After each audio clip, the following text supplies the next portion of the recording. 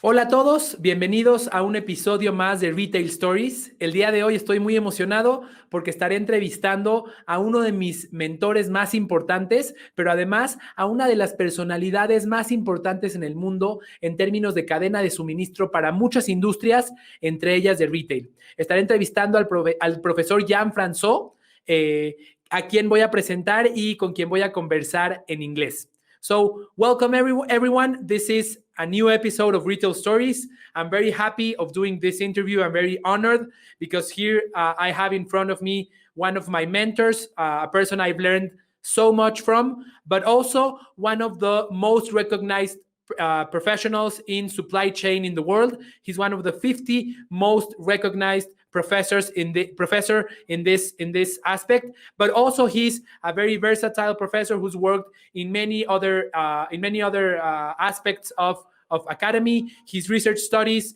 include operations, logistics, supply chain management for industries such as retail, chemical, food, pharmaceutical, and transport. Right now, he focuses his research in particular on retail distribution and channel management in developing markets, on intermodal container transport, and on sustainability and social responsibility in supply chains. His recent books includes Reaching 50 Million Nano Stores, Retail Distribution in Emerging Megacities, and Sustainable Supply Chains, a research-based textbook on operations and strategy. Jan has published over 130 academic journal articles and book chapters in journals such as Management Science, Manufacturing and Service Operations, Production and Operations Management, etc., etc., etc. Right now, Jan serves as the Dean of Research and member of the Executive Board at Cool Logistics University, and I had the privilege and the honor of working for him 8 years ago at MIT, where I was his research assistant. I'm very honored also of being able of calling him my friend. So Jan, it's really a pleasure having you here on the program. Thank you very much. Nice to be here. Good to see you, Carlos. Thank you, Jan. So let's begin. So the first question I want to ask you is, on your perspective, what are the main consequences of this coronavirus crisis, and which opportunities do you think that they generate for retailers and for brands? Yeah, so if you look at the what's happening right now, it's really exceptional, right? And I think if you look at the supply chain and the supply chain effects that this brings into retailers, there's a couple of different segments that we have to distinguish. So first, there is a segment that has seen a dramatic drop in demand. Think of, for instance, automotive or other types of sectors where demand has basically dropped to close to zero. And this implies that from a supply chain perspective, there's actually inventories that have been built up and they're somehow waiting to be served, right? So I think the challenge is, of course, to bridge this period of very low sales. The opportunity is there when demand is catching on to ensure that you have supply available. In other segments, we may see, for instance, huge increases or shifts in demand. And if we think of grocery sales, they have seen in almost all countries a huge shift in sales, increase in sales, because they have been capturing sales from other markets. For instance, the out-of-home market, right? People are cooking at home rather than in the restaurants. And the opportunity there would be to keep this market share by serving those customers with the right tools to actually continue experiencing good food at home. And then I think there is the channel change, where particularly online has been able to serve lots of new customers for the first time buying online. And I think there have been many retailers that actually have added an online channel to their traditional channel. Maybe it could be very easy through using a WhatsApp interface if you're a small store, or maybe using platforms like Amazon or other types of Mercado Libre as a platform to serve new markets. And I think not only have new consumers gotten used to this, but also retailers who never have used this online channel, they now have learned, sort of forced, to actually make use of this channel. And the opportunity is there to further capture that and to integrate that in your regular business. And tell me something on your perspective. Do you think which kinds of changes in customer behavior would we be expecting, not only for for during the crisis, but for after that? What changes could actually stay here? So yeah, it's hard to tell. So many people, they argue there's going to be complete revolutions in customer behavior. I'm not so sure about that. What I do believe is that the crisis can be an accelerator for changes that have already been going on. And I already mentioned, for instance, online. So online markets have sort of been growing, and this growth has been, well, I think, more or less linear over the past 20 years, right? Every year, a few percentages more. So there's this gradual increase, and I think we may see now a bit of a shift there. So it's accelerating an earlier trend that has been going on. There are same would be for working at home, right? If you think of working at home, many people now were sort of forced to experience this. I think many managers have experienced that actually people can still be extremely productive if working at home. If you look at Mexico City or Sao Paulo, they could avoid many hours in the traffic because of that. So their productivity is going to increase, their well-being is increasing. So I think over there again, it will be an acceleration, right? I don't think we will see offices completely closing down, but we will see probably a decrease in the use of office. Let me tell you, by the time the crisis started, I had moved to new offices. I built them and all of it. Yeah. They were 400 square meters. Right now, I'm moving to a 60 square meter office with the same operation, with people working in their places and being more happy and more productive. In Mexico City, as you know, people might move for 2 hours to get to work. That's 4 hours a day they're losing. And immediately they just recovered it, and we're saving a lot of money. It's amazing. Yeah. So it will probably require then different types of spaces, right? Because at some point you may want to meet with everybody occasionally. So that offers also new opportunities again. But yeah, sure.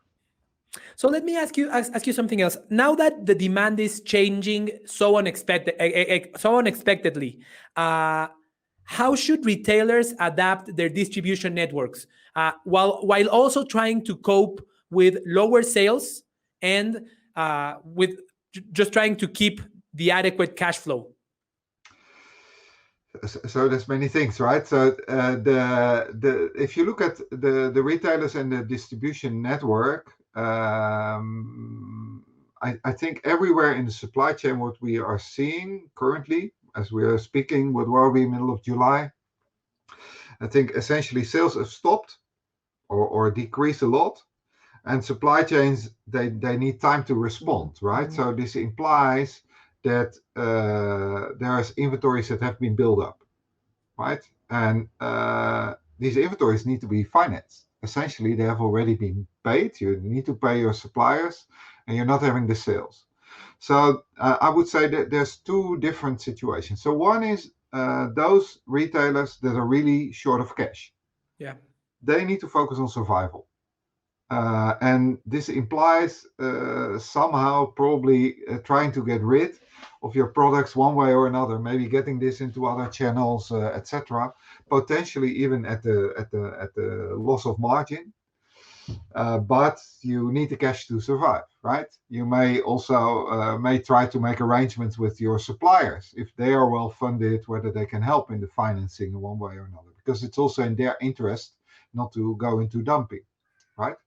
The other set of retailers are those that have cash. If you have access to cash and further credit, so if you're well financed, actually it's a huge opportunity because you can sit on this inventory and you can actually beat the market at the moment that demand goes up, and your competitor has actually been forced to not have the inventory available. And we know from previous crises that after some months, we'll sort of see a first rebound. Maybe not a full recovery, but there's always going to be a rebound, because also in the market there are goods that will show a shortage at the level of the consumer, right? Okay, I understand. And let me. So what you're telling me is, for companies who have cash, now it's the time to prepare themselves to be the first one to catch the market as soon as the market rebounds. Yes, yeah, and that means that you have to think really well and really well understand how your consumers are actually dealing with their inventories, right? So if you look at those consumers, so think of I think a good example would be the toilet paper, right? So toilet paper, in essence, there was huge stockpiling happening in the beginning of the crisis, also in Mexico, like in any other country, right? Now, of course, this essentially means that these consumers have piled up. So there's more inventory at your consumer. And if you have a good insight there, this means you actually would be able to sort of predict and get an insight into when the consumers are going to run out. At that point, you need to resupply, right? And toilet paper, of course, very simple product, but also in more complex products like cars or washing machines, this type of behavior will be there. This is not totally illogical. There's gonna be some rebound, and you want to be prepared for that. Okay, that's interesting. So trying to understand not only the inventory in my supply chain, but putting the customer as the end element of the supply chain and trying to understand his inventory levels. Yeah, and I think actually retailers in that sense, they can maybe learn quite a bit more from manufacturers that are upstream and that are more used to looking at the entire supply chain.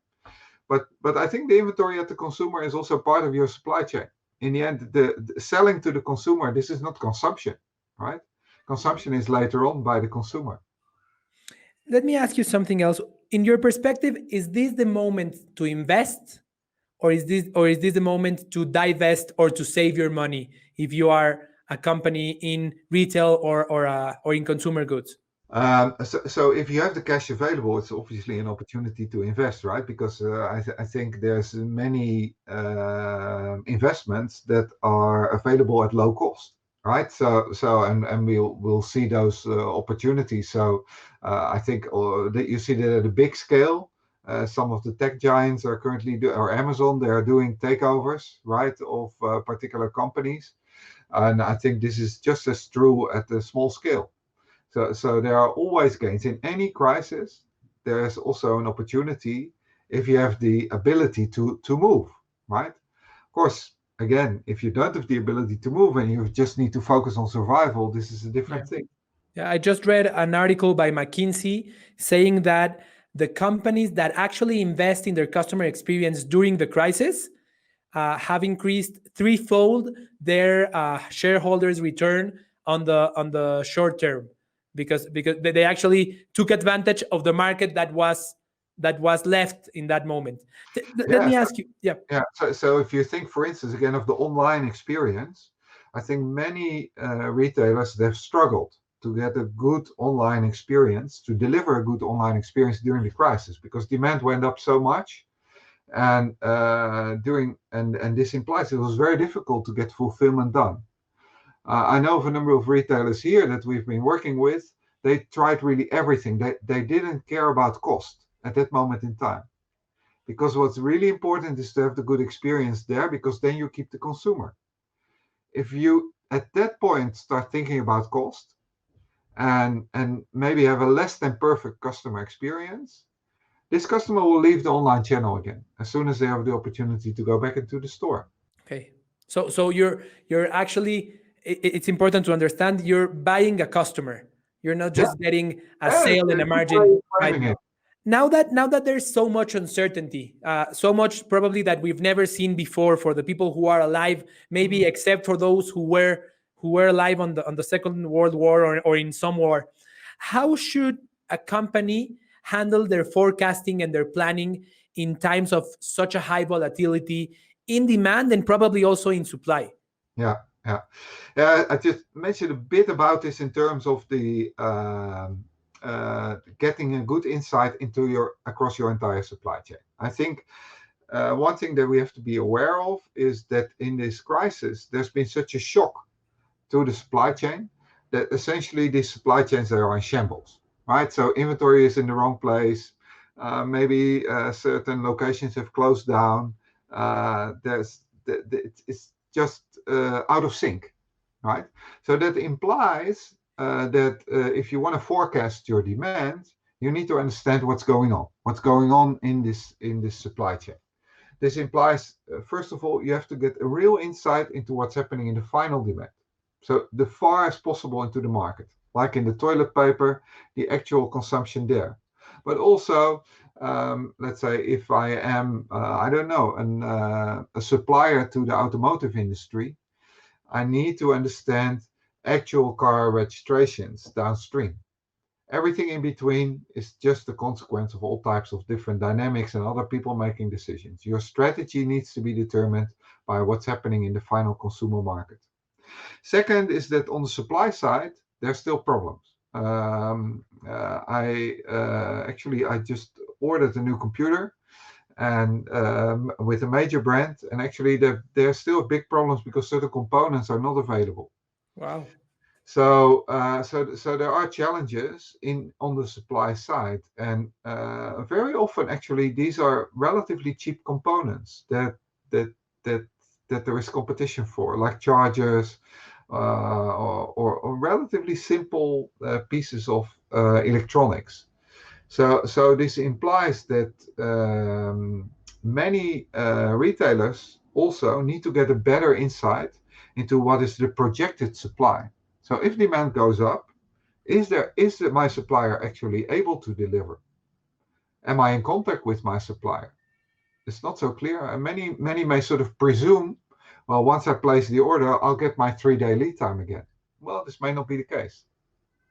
And let me ask you, do you think this is the moment to renegotiate with suppliers? So right now, some companies might be struggling. They might be in a hard place. For example, the real estate companies. I believe they're having a big shock in their business. They used to be the ones who were holding everything in their hand, and now they are the ones who need to go after the customers because customers no longer want the spaces the way they wanted them before. Is this a moment, I'm going to say it, to take advantage of that? Should companies actually do it with suppliers, or what's your perspective on that? I think if you look at managing your suppliers and renegotiating, what the purchasing strategy will tell you, I first have to think, is this a strategic supplier or not? Right? If this supplier is not strategic and essentially the supplier is selling me a commodity, sure, renegotiate. Trigger all the prices down, try to negotiate the price down, payment conditions, maybe if you're short of cash, other types of things, right? But you have to be very careful, right? Because if this supplier is of strategic importance to you, you could shoot yourself in the foot, right? So if this is a supplier of critical components, and you use this to negotiate this with this supplier such that the supplier gets into financial difficulties, then you're worse off, much worse off. So thinking more strategically about the supply relationship is important before you sort of go into your knee-jerk reaction of negotiating the price down. But real estate companies probably have a bit of fat on the bone, I would guess. So yeah. Okay. Now, with all these changes that as you say, some of these changes, they are not new. We cannot just put all the let's say we cannot charge them only on the crisis. For example, the transformation in the online market. What's going to happen to middlemen?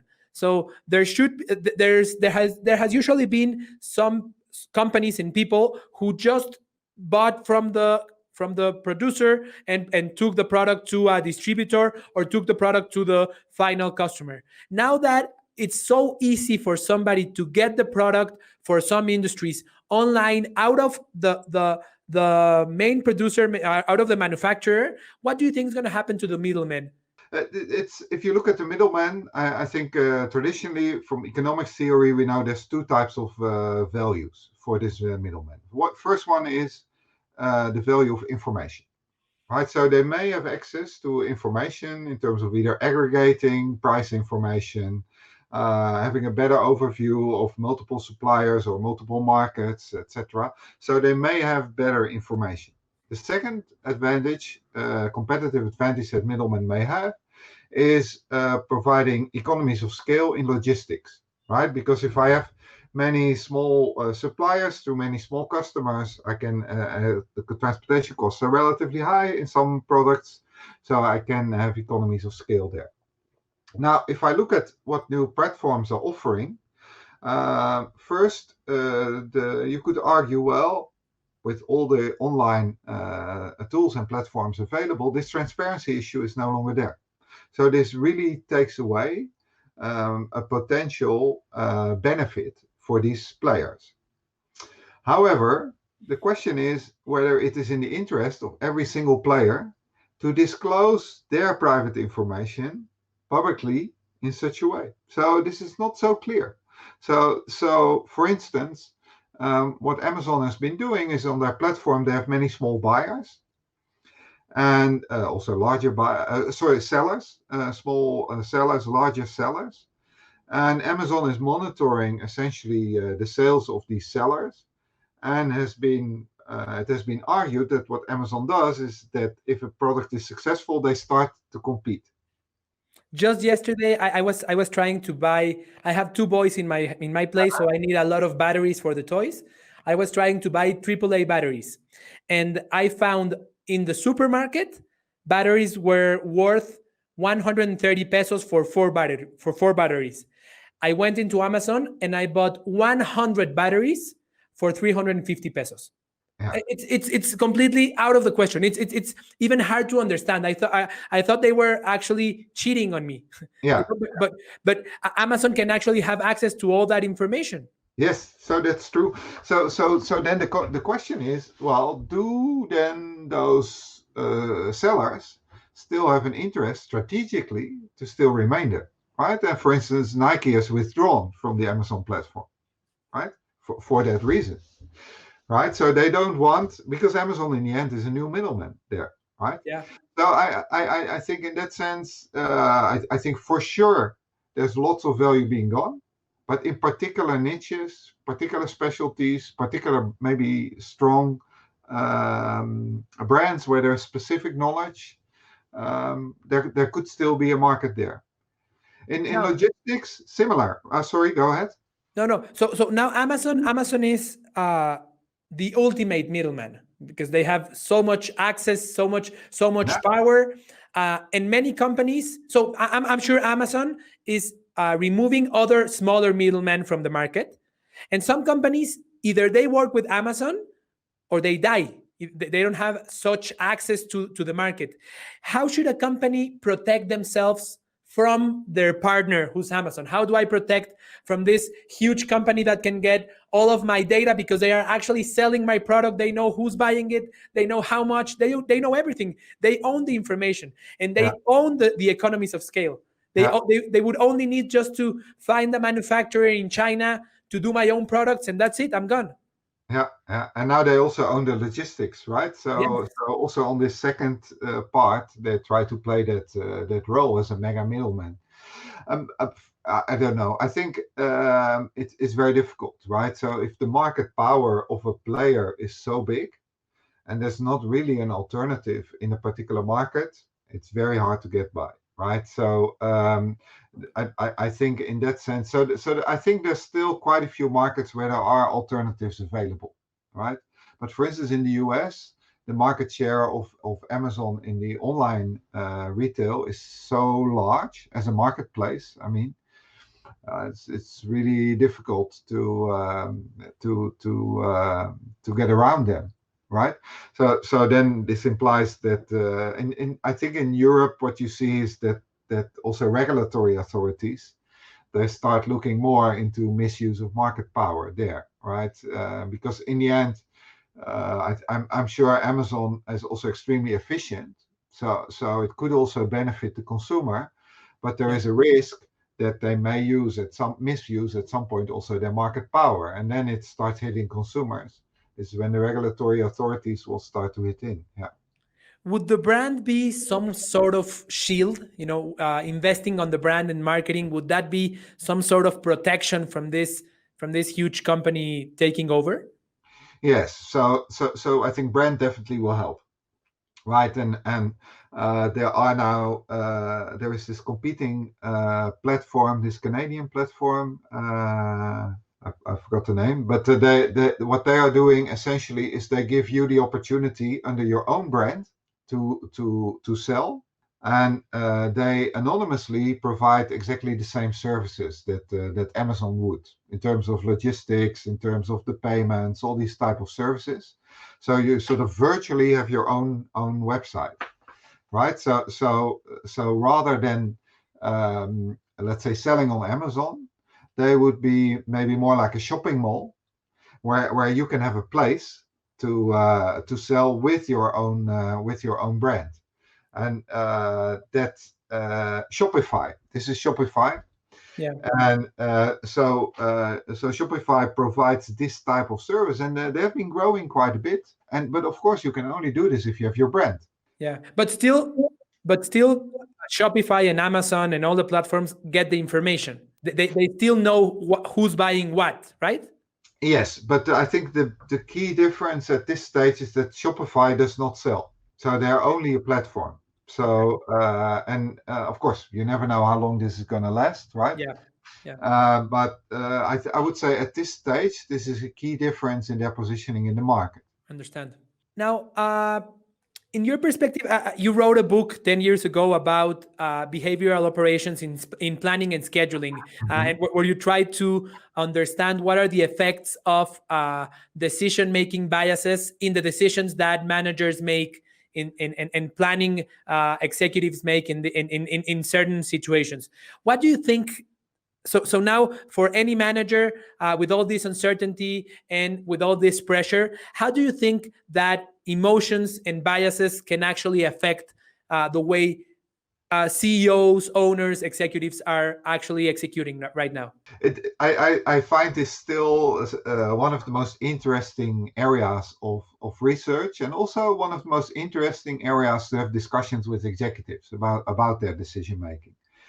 The thing is that if you think about biases, I would say much of the initial research has been about cognitive biases. So this implies that we as humans, we are imperfect in our decisions and in our analysis. So as a consequence, we make mistakes. For instance, an example is that we as humans, we are not so good at estimating probabilities. We tend to overestimate low probability events.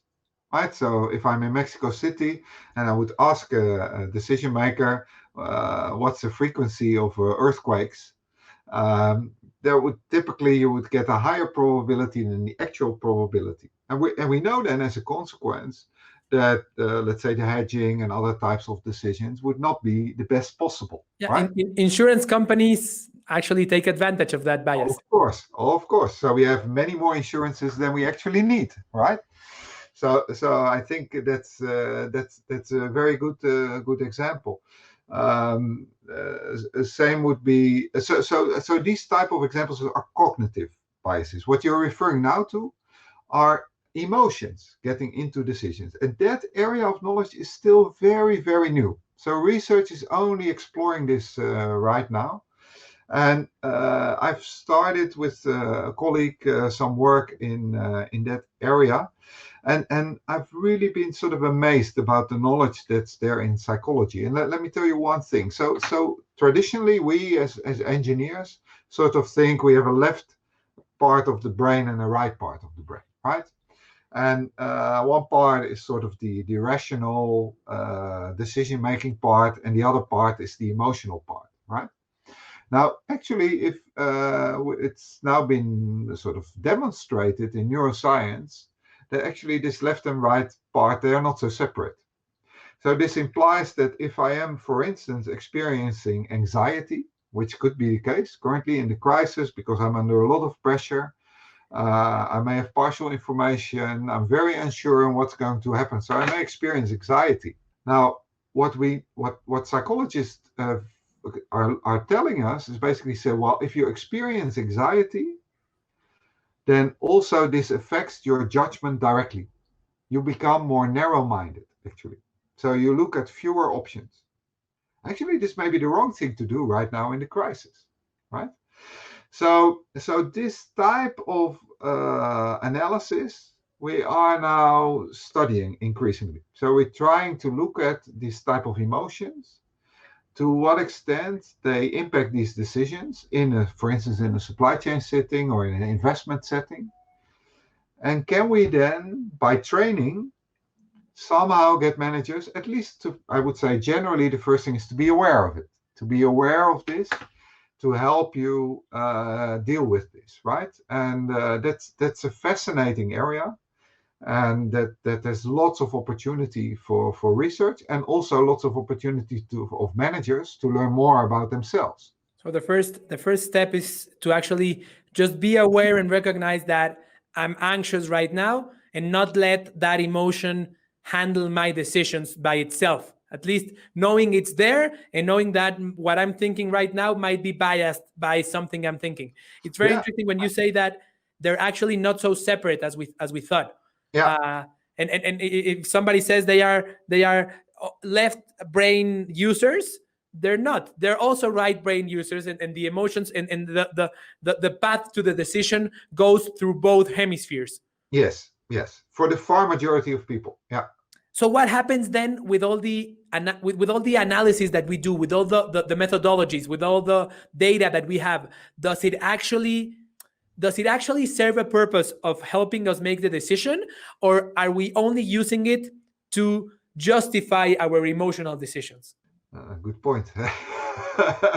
I think that there's a lot has changed there also over time, right? Because decision support has become more powerful, data is more easily available.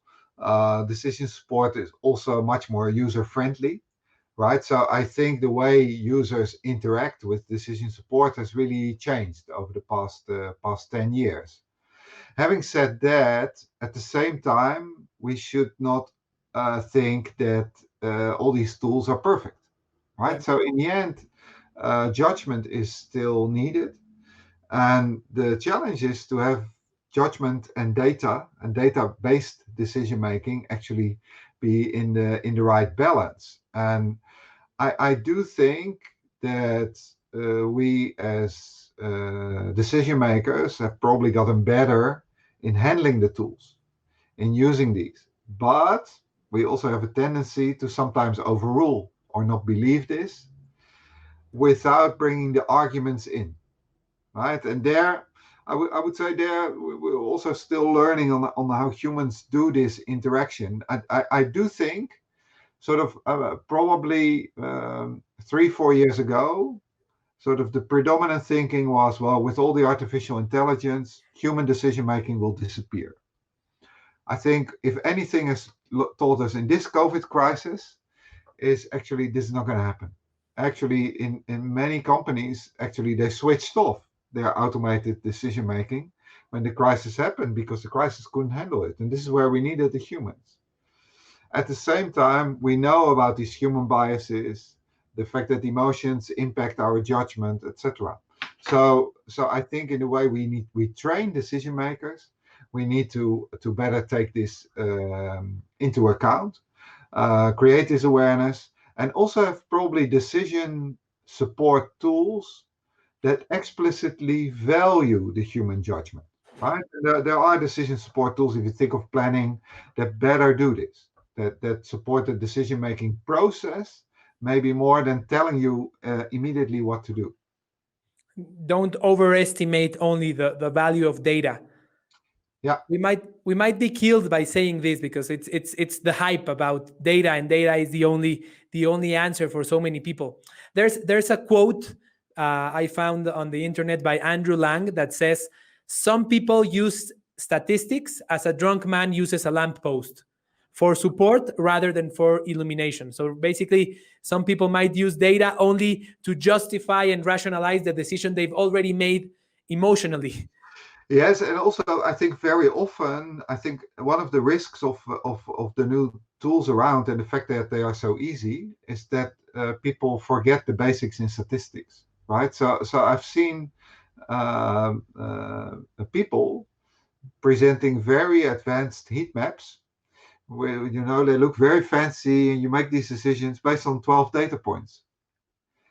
So and then what basic statistics will tell you, well, there's no validity because the number of data points is not enough, right? Yeah. And I did last year a very interesting workshop for senior supply chain executives, and one of the executives told me that in their company, what they do in order for they have all these tools available, right? These data analytics tools, data visualization, and everybody in the company is allowed to use them, provided they first take a basic course in statistics.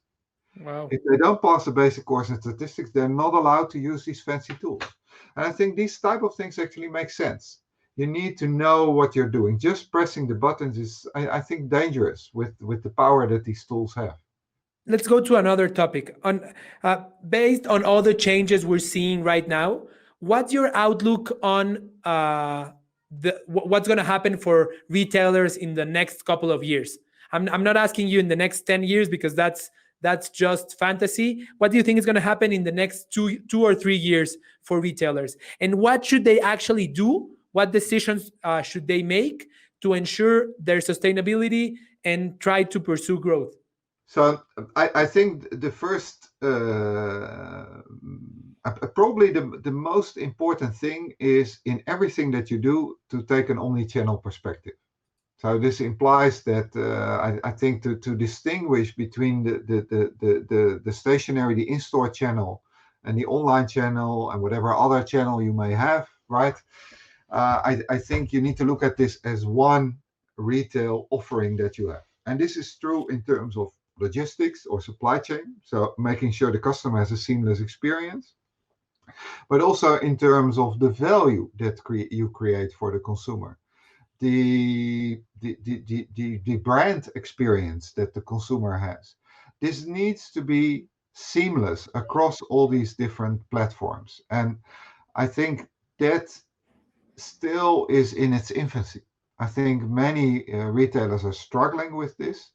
Many retailers, they may have a multi-channel offering, but the seamless experience across multiple channels where I say, well, now I find this particular product online. I would like to have it within the next couple of hours, but and it may be available. My particular shirt of this brand may be available in not in my own store, but in a department store around the corner. And at that point, showing me, say, well, if you really want this right now, you can just go around the corner and get it. In a store that's not mine. Wow.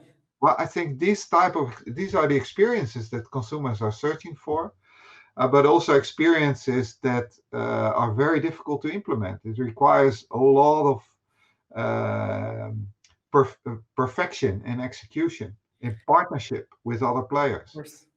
Just accepting to sacrifice margin for customer satisfaction. I'm giving my partner in the department store the part of the margin, and I'm giving him the sale, but I'm not losing the customer. I'm not letting the customer have a less than perfect experience. Wow, I've never heard that perspective on omni-channel experience. So it's not only your channels. Omni-channel might include also your partners' channels. Yeah. So if you look, for instance, like a company like Philips has been pioneering this in Philips Electronics with major retailers in Europe. So Philips has their own online store, and they also and they, in a sense, would compete with let's say a MediaMarkt, because in the online store they are selling directly to the consumer, but at the same time they're also partnering with MediaMarkt. Wow. And the consumer cannot see that difference, because in the end what's relevant for Philips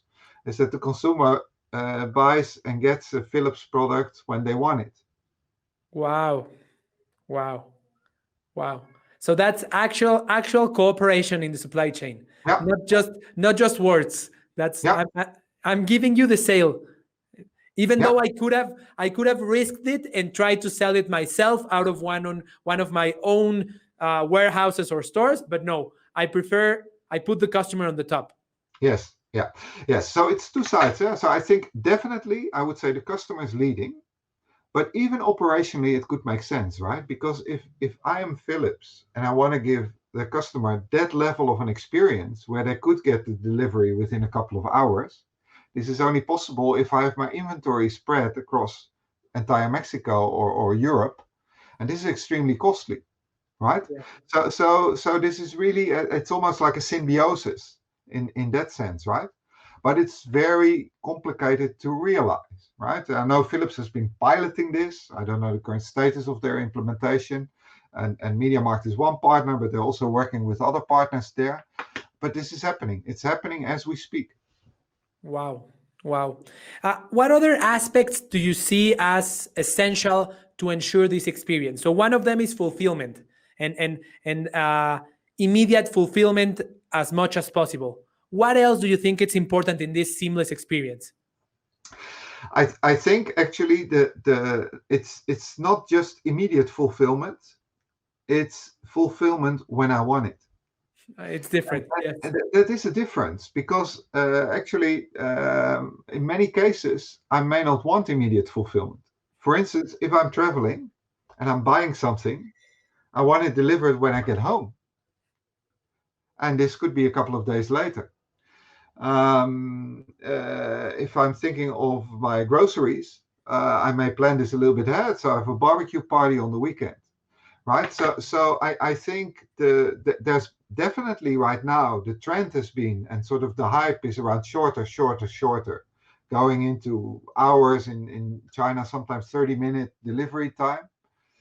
But I believe where the next step is much more in allowing customers to sort of specify when they want to receive it, but then be very reliable. Yeah, And again, this is very complicated in the execution, right? of course. Of Yeah. course.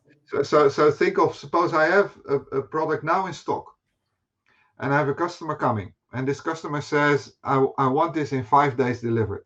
And so I commit that product. And then tomorrow another customer comes in and they wants it immediately. What do I do? Yeah, so these are very complex decisions. And if I have still, maybe if I have it in my online warehouse, I can still say the logic, right? But suppose I have it already in my store. And for this store, it's earmarked for this customer to be delivered 3 days later. And then somebody walks into the store and wants that particular product. So this really requires lots of difficult choices to be made. And this, for instance, is one of the areas where we are conducting research and also developing algorithms to manage these types of complex priority settings. In the past conversation that we had, you mentioned me something about how some industries and some elements of customer behavior are actually changing. How supermarkets are now able to take market share out of restaurants, but permanently, or for at least for the next couple of years. What's your perspective? How should a company understand what industries might the company go into to grab a new piece of the market? Yeah, this is a marketing question, right? So I think in the end, you need to understand what is the experience and the service that you're delivering to the final consumer, more than what is the immediate product that I'm delivering, right? And when you start thinking of that, I think it really enlarges your view on where you compete, right? Instead of looking at what he's buying from me, it's what for. Yes, What's the need he's trying to solve? yes. So if I am selling, I could thinking again of my barbecue party, I could think of selling a pack of meat. But I could also think, well, maybe this customer eventually wants to have a barbecue party. So what if I combine this with a service where I actually also make somebody available to do the grilling at home and have a drive-in barbecue grill brought there, right? So then I can really enlarge it, and then I suddenly start competing in a totally different way, right? So that's I think an example by which you can really enlarge your market share beyond the competition. I also think so there is, on the one hand, there is the opportunity for competition, getting new market share. I think also in this crisis we see opportunities for different collaboration, right? And I really like, so over here in Germany there was a very interesting example early on in the crisis when McDonald's had to close.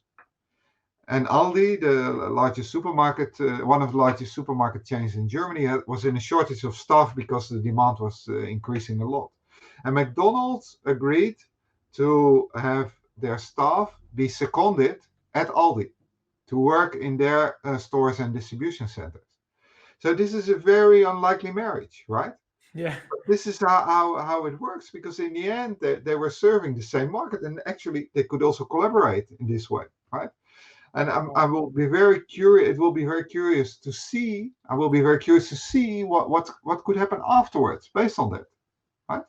Because maybe this could even work, right? So because McDonald's may be primarily open in the evening, but Aldi may have lots of work done in the morning in terms of the reshelving. So I don't know. I can think. I don't know if this is happening, but I can think of completely new ways of working together and pulling your stuff. And being more efficient and maybe just getting rid of some luxuries that we were accustomed to. I had the luxury of having so much idle people in my store that probably could be doing something else if I think out of the box.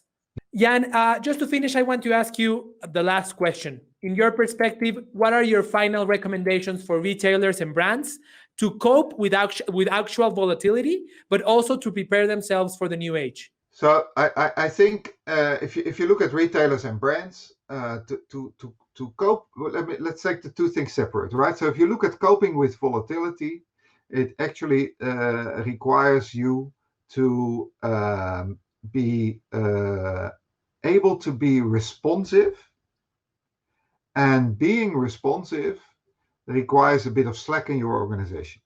And slack is very often seen as something that you shouldn't have, right? We should be lean, etc.